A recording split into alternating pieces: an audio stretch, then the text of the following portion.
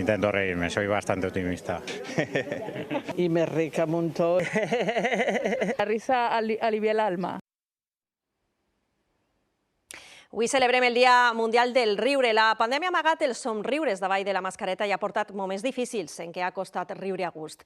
Tot i això, les veus expertes recomanen practicar cada dia esta emoció, que és exclusivament humana.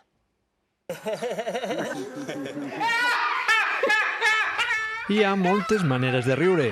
Baix prescripció psicològica es important riure una hora al día. O sea, yo me he reído muchísimo todos los días. I és una de les millors receptes per a superar emocionalment l'any de la pandèmia.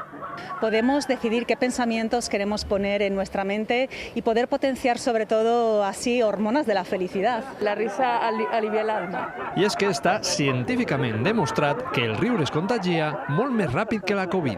Oblidamos de allò que nos está preocupando. Hay que gastar la risa porque si no es que nos queda. Vicente Rubiol, vull que agrair moltíssim, de veres que...